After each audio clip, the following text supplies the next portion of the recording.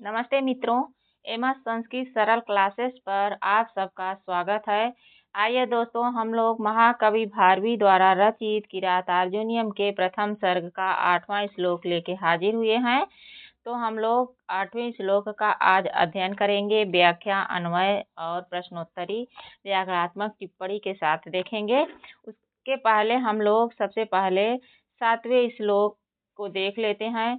7वें श्लोक में वनेचर ने युधिष्ठिर को दुर्योधन की कपट युक्त स्वभाव में आए बदलाव के विरोध से बताते हुए कह रहा था कि वह जो दुर्योधन है वह राज सिंहासन पर बैठा हुआ है, फिर भी आप वन में निवास कर रहे हैं, फिर भी आप से पराजय की आशंका करता हुआ जुए में जीती हुई पृथ्वी को नीति मार्ग से जीतना चाहता है। ऐसा हम लोगों ने 7वें श्लोक में अध्ययन किया था, देखा था। अब हम लोग 8वें श्लोक का अध्ययन करेंगे, वाचन करेंगे। तो आइए सबसे पहले हम लोग 8वें श्लोक का वाचन करते हैं। 8वां श्लोक है, तथापि जिमः सभौ जिगीषया तनोति शुभ्रं गुणसम्पदाय समुन्नयन् भूतिनार्यसंगमात् वरं विरोधोऽपि समं महात्मभिः। तथापि, यहाँ कह रहे हैं कि तथापि यानी फिर भी, तथापि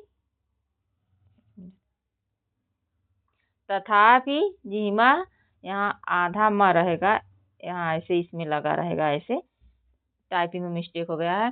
तथापि जिहिमा सभव जिगीषया तनोति शुभ्रम गुण संपदा यशः समुन्नयन भूतिमनार्य संगमाद वरम विरोधोपि समम महात्मभिः।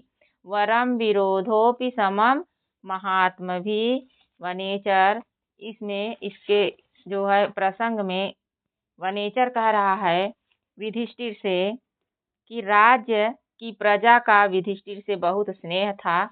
वह बताना चाह रहा था कि राज्य में जो प्रजा थी उससे आपका बहुत स्नेह था और प्रजा आपसे बहुत प्यार करती थी। इसीलिए नीति एवं दुष्ट स्वभाव वाला नीतिज्ञ, वह मतलब जो दुर्योधन है, नीति और दुष्ट स्वभाव वाला दुर्योधन को वस्तुतः पराजित करने की इच्छा से प्रजा को अपनी ओर अनुरक्त कर रहा है। अनुरक्त करने की इच्छा कर रहा है कौन? वही बने युधिष्ठिर कह रहा है कि महाराज युधिष्ठिर, आपसे जो दुर्योधन है वह छल कपट में जीत लिया है, लेकिन सभी को पता है, सारे प्रजा को पता है कि दुर्योधन कैसा है, और दुर्योधन को भी पता है कि प्रजा आपसे ज़्यादा स्नेह करती है। इसीलिए वह क्या करता है कि प्रजा को अपनी ओर अनुरक्त कर रहा है, अपनी ओर उनको खींच रहा है, उनसे प्यार अच्छे से व्यवहार कर रहा है, और इसी सब को बता रहा है वनेचर इसी श्लोक में। तो फिर हम लोग देखते हैं कि यहाँ है तथापि। तथापि का अर्थ होगा फिर भी। तथापि मतलब फिर भी। जिहिमा का अर्थ होता है कुटिल स्वभाव वाला। स मतलब वह कौन? दुर्योधन। वह दुर्योधन फिर भी कुटिल स्वभाव वाला है। फिर भी क्या करता है? भव मतलब, यह भव शब्द राजा युधिष्ठिर के लिए आया है। भव जिगीषया, आपको जीतने की इच्छा से, तनोति मतलब फैला रहा है, शुभ्रम मतलब शुभ्रम मतलब यश को, शुभ्रम यानी गुण, और यश को, ये शुभ्रम मतलब यश को, और गुण संपदा यानी गुण संपत्तियों के द्वारा यश है और कीर्ति को भी फैला रहा है। क्यों फैला रहा है? आपको जीतने की इच्छा से। समुन्नयन, यहाँ पे समुन्नयन शब्द है, तो समुन्नयन का अर्थ हो जाएगा कि वह क्या कर रहा है? बढ़ाने वाला है। क्या? भूतिम अनार्य संगमात। भूतिम अनार्य संगमात यानी अनार्य मतलब दुष्टों की संगति से। यहाँ कह रहे हैं भूतिम अनार्य संगमात, दुष्टों की संगति से। वरम मतलब अच्छा होता है। क्या विरोधो अपि, विरोध करना भी, समम मतलब साथ में, महात्मा भी महात्माओं से, महात्माओं से विरोध करना अच्छा होता है बजाय दुष्टों की संगति करना। यही इस श्लोक में वनेचर युधिष्ठिर को समझा रहा है कि वह आपको जीतने की इच्छा से क्या कर रहा है, अपनी गुण संपदा को फैला रहा है। क्यों फैला रहा है? इसीलिए कि वह जानता है कि ऐश्वर्य को बढ़ाने वाला महापुरुषों के साथ अगर हम विरोध भी कर लेते हैं तो भी अच्छा ही है, क्योंकि महापुरुष कपटी नहीं होते, छली नहीं होते, सज्जन होते हैं। लेकिन दुष्ट लोगों से अगर हमारी मित्रता है तो वो दुष्टता ही करेंगे। आइए इसके बाद हम लोग अन्वय के आधार पर देख लेते हैं। यहाँ पे ये अन्वय है, थोड़ा सा छोटा कर लेते हैं।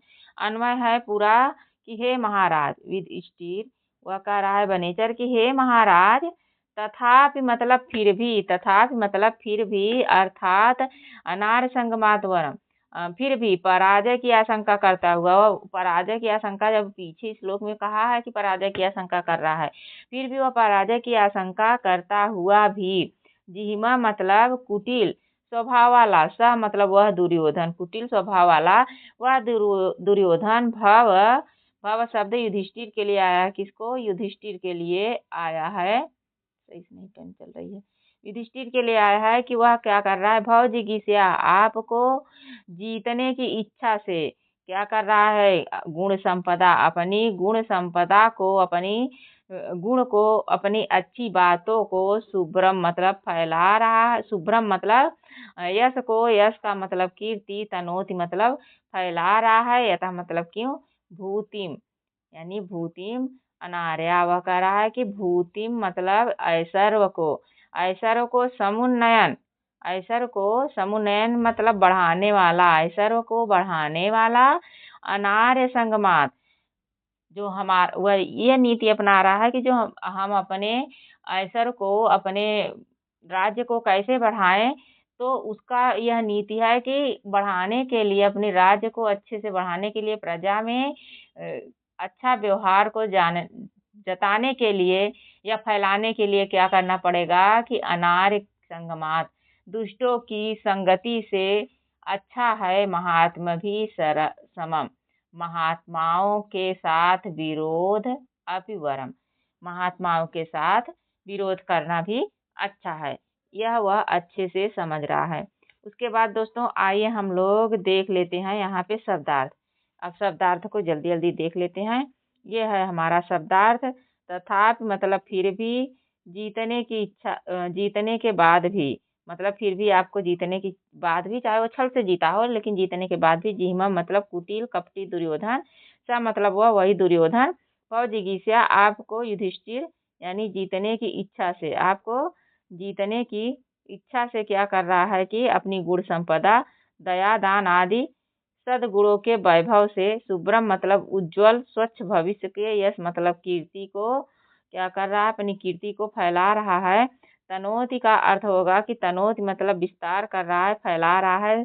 भूति मतलब ऐश्वर्य या समृद्धि को, समुन्नयन मतलब बढ़ाने वाला, महात्मा भी महात्माओं सज्जनों के साथ, समम मतलब साथ, महात्माओं और सज्जनों के साथ क्या करना चाह रहा है कि वह विरोध अपि, शत्रुता भी, महात्माओं के साथ शत्रुता भी अच्छा है। किससे? अनार्याम यानी दुष्टों के, नीचों के साथ मित्रता करने की अपेक्षा श्रेष्ठ है, कल्याणकारी है। ये था शब्दार्थ। उसके बाद हम लोग यहाँ अच्छा हिंदी अनुवाद क्या पढ़ें फिर देख लेते हैं। हे महाराजा युधिष्ठिर, यद्यपि वह दुर्योधन स्वभाव से कुटिल कपटपूर्ण है, फिर भी वह आपको जीतने की उत्कृष्ट इच्छा से सदाचारी बनकर अपने दया दान आदि वैभव के द्वारा चारों ओर उज्जवल कीर्ति को फैला रहा है या फैलाने की इच्छा कर रहा है, क्योंकि क्या कर रहा है कि वह अपने राज्य के ऐश्वर्य को बढ़ाता हुआ ऐसा आचरण कर रहा है। ठीक, क्यों कर रहा है? क्योंकि दुष्टों की संगति की अपेक्षा महात्माओं सज्जनों के साथ किया गया विरोध कहीं अधिक श्रेष्ठ और कल्याणी होता है, कल्याणकारी होता है। यह वह अच्छे से समझ रहा है, जान रहा है। उसके बाद यहाँ हम लोग देख लेते हैं व्याकरणात्मक टिप्पणी में सबसे पहले विशेष विशेषण देख लेते हैं। इसको अच्छे से समझिए। सह किसका विशेषण है? तो जिह्मा का। किसका? जिह्मा का विशेषण है। जिह्मा किसके लिए आया है? दुर्योधन के लिए आया है। और इसका जो अर्थ होगा यानी विशेषता होगी वह क्या है? कि वह कुटिल है। समुन्नयन विशेष शब्द है और ये इसका भी यही जिह्मा होगा। तो यहाँ सह का जिह्मा और समुन्नयन दोनों होगा। और यह भी दुर्योधन के लिए आया है। इसका होगा कि ऐश्वर्य को बढ़ाता हुआ, यानी अपनी ऐश्वर्य को बढ़ाता हुआ। तो ऐश्वर्य को कौन बढ़ा रहा है? वही दुर्योधन। शुभ्रम, शुभ्रम का विशेषण होगा यश, यशा होगा। और इसकी विशेषता होगी सफेद या उज्जवल कीर्ति वाला। अनार्य का क्या होगा? संगमात। अनार का संगमात दुर्जनों की संगति, दुर्जनों की संगति। और वरम मतलब विरोध। वरम का क्या होगा? विरोध। वरम का विशेष जो होगा वह विरोध होगा और इसकी विशेषता श्रेष्ठता होगी। और यहाँ पे थोड़ा सा एक चीज मुझे अच्छी लगी कि ये परीक्षा में अक्सर शुभ्रम, यश, वरम और विरोधम ये चार शब्द में विशेषण विशेष भाव सबसे ज्यादा पूछा जाता है। उसके बाद देख लेते हैं कि जो इसके व्याकरणात्मक टिप्पणी में शब्द बने हैं तो किस धातु के लकार के बने हैं तो उसको देख लेते हैं। तो यहाँ सबसे पहले लकार और धातु को देख लेते हैं। एक मिनट, लकार और धातु को देख लेते हैं कि यह क्या है। अरे यार भाग रही है। यह तनोति, तनोति यानी तन धातु है जो विस्तार यानी फैलाने के योग में होती है। तो धातु है, तन धातु है। लट लकार प्रथम पुरुष, लट लकार प्रथम पुरुष एक वचन का रूप है। प्रथम पुरुष एक वचन का रूप है। दूसरा है जिगीषयाः, तो यहाँ पे जी धातु जो जिये के अर्थ में होता है और यह है सन प्रत्यय, इच्छा अर्थ में होता है सन प्रत्यय। उसके बाद टाप स्त्रीलिंग प्रत्यय टाप प्रत्यय होता है, उसमें लग के तृतीया विभक्ति एक वचन का रूप बना जिगीषयाः। क्या बना है? जिगीषया। उसके बाद दूसरा शब्द कैसे बना है? यहाँ पे समुन्नयन शब्द है। ये तीसरा शब्द है समुन्नयन। समुन्नयन है, समुन्नयन कैसे बना है? तो सम उपसर्ग है और उत, उद भी होता है, उत भी होता है। तो उत के बाद उद आ जाता है। तो उत उपसर्ग है और नी धातु है जो नयने अर्थ होता है इसका, नयने। तो नी धातु है, सत्री प्रत्यय लगता है, वर्तमान कालिक प्रत्यय होता है सत्री प्रत्यय। और यह प्रथमा विभक्ति एक वचन पुल्लिंग में बना है समुन्नय, प्रथमा विभक्ति एक वचन का रूप है। उसके बाद अगला हमारा चौथा जो शब्द है वह क्या है कि भूतिम शब्द कैसे बना है? भूतिमः, तो भू धातु है, कितनी प्रत्यय है भूतिम, कितनी प्रत्यय द्वितीया विभक्ति एक वचन का रूप लगे भूतिम बन गया है। भूति कितनी प्रत्यय लगे भूति बना, उसके बाद द्वितीय एक वचन में भूतिम बन गया है। उसके बाद यहाँ अगला है कि संगमात, पांचवा संगमाता कैसे बना है? तो सम उपसर्ग है, गम धातु है, गम धातु के साथ घय प्रत्यय लग के पंचमी विभक्ति एक वचन का रूप बन गया संगमात। छठवां शब्द क्या दिया है? छठवां शब्द ये दिया है कि विरोधा शब्द कैसे बना है? तो वी उपसर्ग है, ये क्या है? उपसर्ग है और रुद्ध धातु है, रुद्ध धातु में घय प्रत्यय लग के प्रथमा विभक्ति एक वचन का रूप विरोधा बन गया है। उसके बाद समास देख लेते हैं। अगली टिप्पणी हमारी समास है। समास किस शब्द में कौन सा समास है? तो यह है भव जिगीषयाः। भव जिगीषया में कौन सा समास है? तो भवंतम जेतुम इच्छा। भवंतम मतलब युधिष्ठिर को, जेतुम मतलब जीतने की, इच्छा मतलब इच्छा रखने वाला। भव जिगीषा, यहाँ पे जिगीषा भवतः जिगीषा इति भव जिगीषा तया, यहाँ पे षष्ठी तत्पुरुष समास है। कौन सी? षष्ठी तत्पुरुष समास। उसके बाद दूसरा समास इसमें दिया है गुण संपदा, गुण संपदा है, तो गुणा नाम संपद, इसका हो जाएगा गुणा नाम संपद, गुण संपद तया षष्ठी तत्पुरुष समास हो जाएगा। गुणा नाम संपदा षष्ठी तत्पुरुष गुण संपदा, यानी गुणों की संपत्तियां। उसके बाद तीसरा यहाँ समास दिया है कि अनार्यम संगमात, अनार्य संगमातः शब्द कैसे बना है? तो न अनार्यः अनार्यः, न आर्यः अनार्यः, न आर्यः अनार्यः, ये नए तत्पुरुष समास हो गया। इसमें अनार्य में खाली अनार्य को देखेंगे तो अनार्य। उसके बाद अनार्याणाम संगमः, अनार्याणाम संगमः अनार्य संगमः तस्मात् षष्ठी तत्पुरुष भी होगा। अगर पूरे को पूछे, ये पूरे को पूछे तो षष्ठी तत्पुरुष, और अनार्य शब्द को पूछे तो नए तत्पुरुष हो जाएगा। ठीक, पांचवा यहाँ पे समास दिया है, चौथा है कि महात्मभीः शब्द कैसे में कौन सा समास है, तो महान आत्मा येषां तैः, महान आत्मा येषां तैः महात्म भी है, महात्म भी है बहुब्रीहि समास हो जाएगा। ये महात्म भी महान आत्मा है जिसकी, ऐसा हो जाएगा, महान आत्मा है जिसकी वह, तो वह जो है बहुब्रीहि समास हो जाएगा। अन्य पद का जो है इसमें समावेश है, अर्थ निकल के आ रहा है कि महान आत्मा है जिसकी वह, तो वह अन्य पद आ रहा है। उसके यहाँ पे हम लोग कारक और विभक्ति देख लेते हैं कि किस शब्द में कौन सा कारक है और कौन सी विभक्ति है। तो गुण संपदा यह है, इसमें कर्तृकर्णो तृतीया सूत्र से करण कारक में से तृतीया बना है, और भव जिगीषया में हेतु तृतीया सूत्र से तृतीया विभक्ति हुई है। अच्छा, तृतीया इसमें भी है, तृतीया इसमें है, लेकिन इसमें कर्तृकर्णो तृतीया से हुआ है, इसमें भव जिगीषया से हेतु से, क्योंकि वह जीतने की इच्छा कर रहा है। ठीक, उसके बाद यहाँ पे है दोस्तों दूसरा कि यश और भूतिम। यश शब्द और भूतिम शब्द में कर्तूर इष्टतम कर्म से कर्म कारक में द्वितीय विभक्ति हुई है, यशा भी और भूतिम में भी। अगला है अनार्य शब्द, अनार्य संगमात। यहाँ पे अनार्य संगमात में पंचमी विभक्ति सूत्र से तुलना के योग में क्या वरम के कारण पंचमी विभक्ति हुई है, यानी तुलना हो रही है कि वह क्या कर रहा है कि अच्छा है। अनार्य मतलब जो दुष्ट है, उससे दुष्टों के साथ संगति करने से अच्छा है कि महात्माओं के साथ विरोध कर लिया जाए, तो क्या है किसमें तुलना दिखाया जा रहा है। ठीक है, तो इसीलिए इसमें यह है पंचमी विभक्ति तुलना के योग में, यहाँ वरम के कारण पंचमी हो गई है, वरम के कारण। उसके बाद अगला है महात्मभीः। महात्मभीः शब्द में क्या है कि सहयुक्ते प्रधाने सूत्र से समम के योग में, सह साकम समम के योग में तृतीया विभक्ति लगती है, तो महात्मभीः जो शब्द है तो वहाँ पे समम है, तो समम के योग में यहाँ पे तृतीया विभक्ति का रूप बना है। छंद देख लेते हैं, तो सभी को पता है किरात अर्जुनियम के प्रथम सर्ग में, जो किरात अर्जुनियम के प्रथम सर्ग में छंद जो है वह क्या है कि वंशस्थ छंद ही है। पूरे श्लोक में सिर्फ 44 तक श्लोक में वंशस्थ है, 45 में पुष्पिताग्रा है और 46 में मालिनी है। तो छंद के बारे में वही है। इसका लक्षण है जतौ तु वंशस्थ मुदीरितम जरव, और इसमें 12 वर्ण होते हैं। अलंकार की दृष्टि से उत्तरार्ध की सामान्य बात से पूर्वार्ध की विशेष बात का समर्थन होने के कारण अर्थांतर न्यास है। यहाँ पे वरम विरोध अपि समम महात्मी, तो अनार्यों से अच्छा है, दुष्टों से दुष्टा करने से अच्छा है कि महात्माओं से विरोध कर लिया जाए।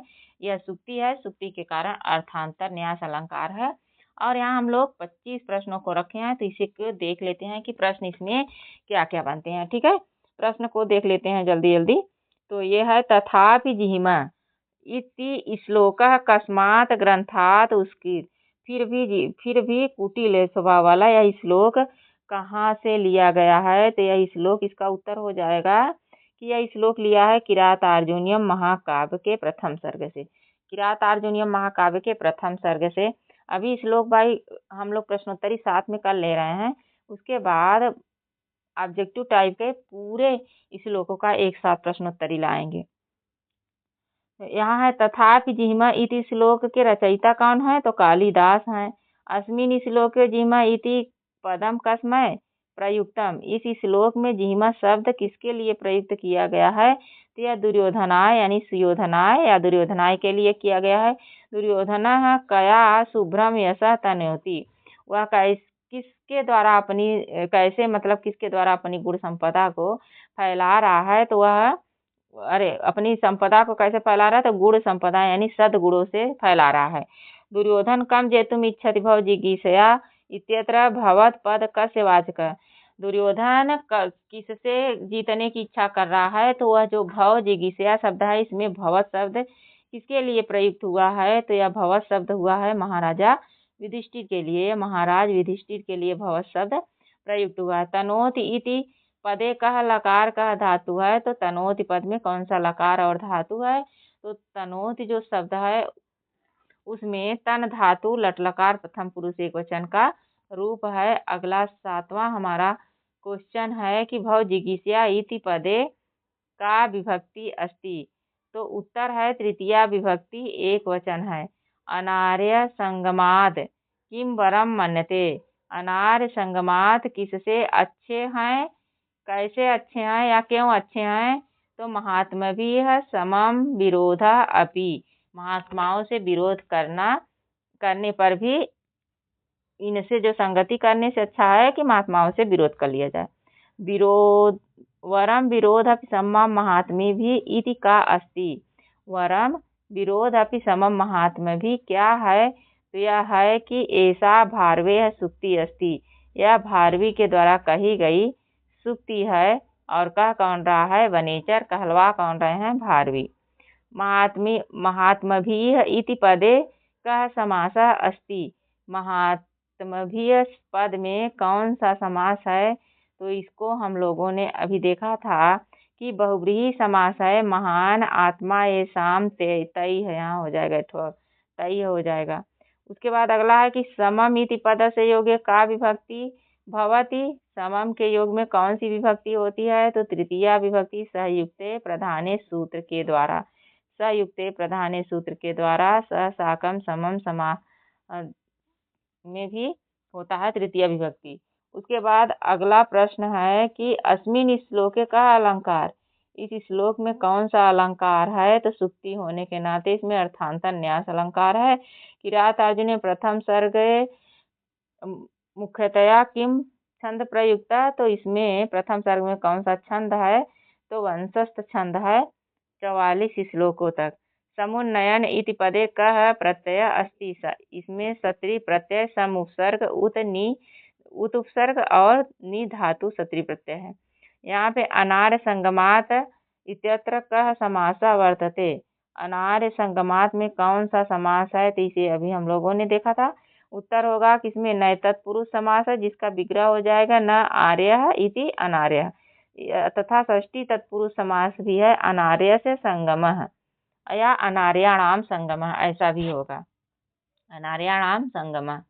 उसके बाद अगला श्लोक प्रश्न है कि दुर्योधन कीदृशम यशः विस्तारयति, दुर्योधन कैसे यश को कैसे फैला रहा है, शुभ्रम उज्ज्वल यश, शुभ और उज्ज्वल यश को फैला रहा है। भूतिम इति पदः कः अर्थ अस्ति, भूतिम पद का क्या अर्थ होगा, तो ऐश्वर्यम समृद्धिम, यह भूतिम पद का अर्थ हो जाएगा।